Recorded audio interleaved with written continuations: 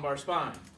Because if you're doing a lumbar assessment like this, you're not going to see the segmental translation give. Okay? Laugh, happens all the time. So I am looking at the lumbar spine, and we are going to do a lumbar curl down. Okay? A lumbar curl down versus a functional forward bend. Okay? It's two different tests. What I want you to do is reach your hands to the floor. Go. That is a functional forward bend. What move? Thoracic.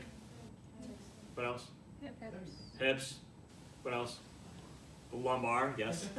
Come back up. So everything's moving. A lumbar curl down.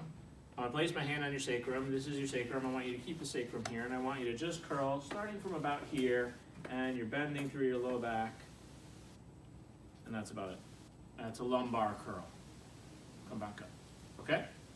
So you might do just the lumbar, you might do a functional forward bend. It totally depends on your meaningful task. Either way, what are we going to do? What are we looking for? Active equals passive. So let's do the lumbar one. Curl down, right there, stay right there. You okay there? Mm-hmm. This is active equals passive. I'm just going to give you a little pressure, trying to go a bit further. You okay there? Mm-hmm. Just a little bit. You can always bring someone a little bit further passively than they can actively. Okay? This is what it'll look like if someone has a positive active equals passive. Just go like a quarter of the range. Right there, you okay there? Okay, now I'm just going to try and help you come a little further. Are you okay? Mm-hmm. Yeah, you okay? And you can go all that much further. Okay? Or, here, grab my arms. Okay, both arms, both hands, yep. And now curl down. So I'm giving her some support, and now she can do it. Okay?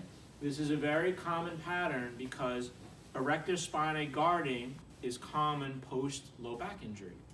Because the unconscious nervous system says, I got to continue to protect this area, and they won't let you forward bend because there's an unconscious fear of damaging the low back. So, let's say active doesn't equal passive. What are we going to do?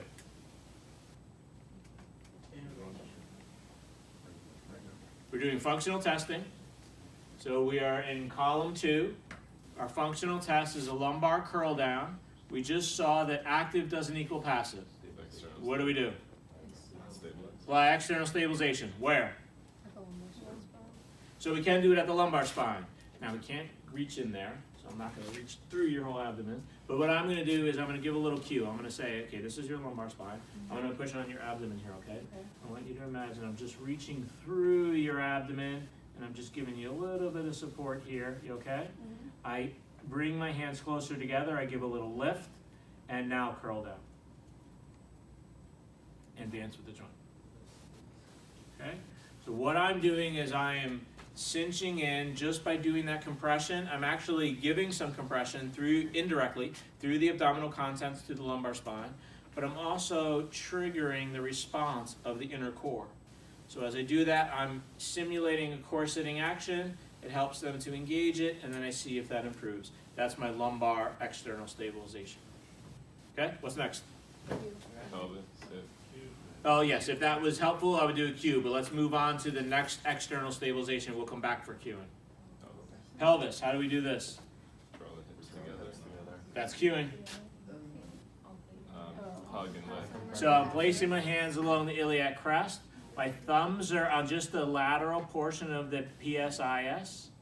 I am going to induce a slight posterior, I'm going to induce a slight posterior rotation of the innominate. I am not posterior pelvic tilt for me. I am very much not doing that. I want the sacrum to stay where it is. What's the closed pack position for the SI joint?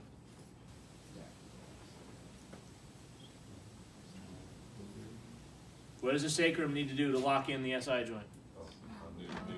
It needs to nutate. What is nutation?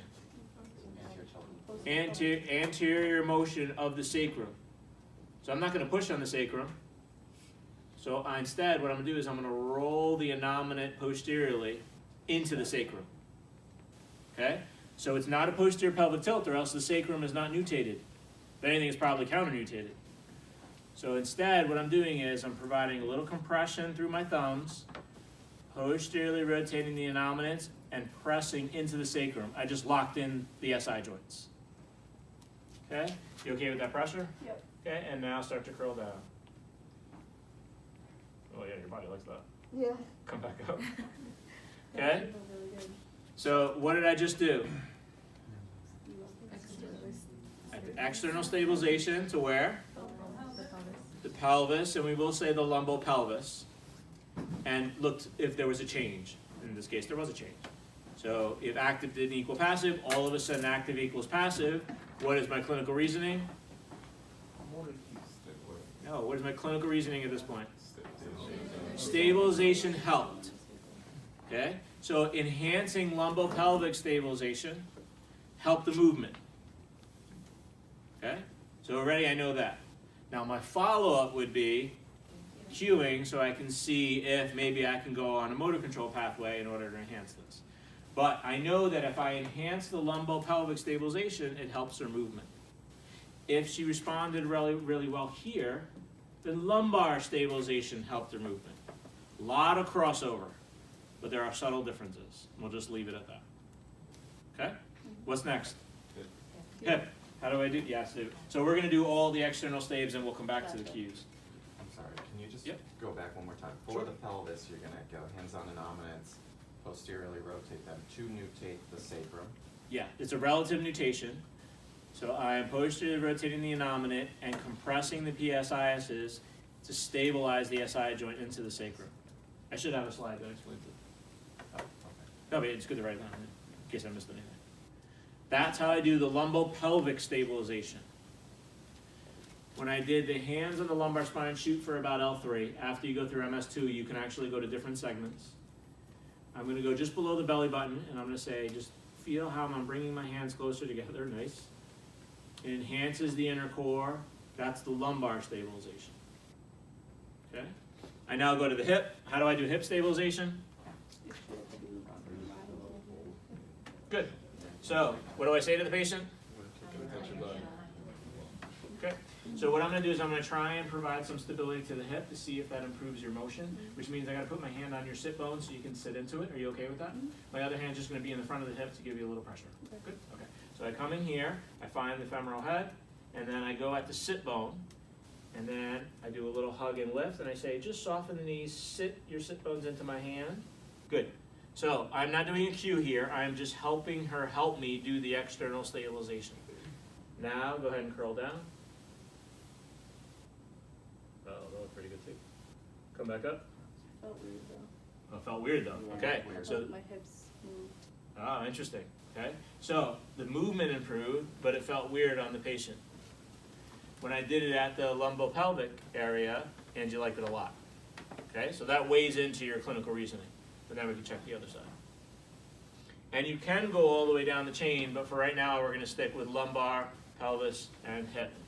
Do it as the lumbar curl down, but also do it with a full functional forward bend going all the way down.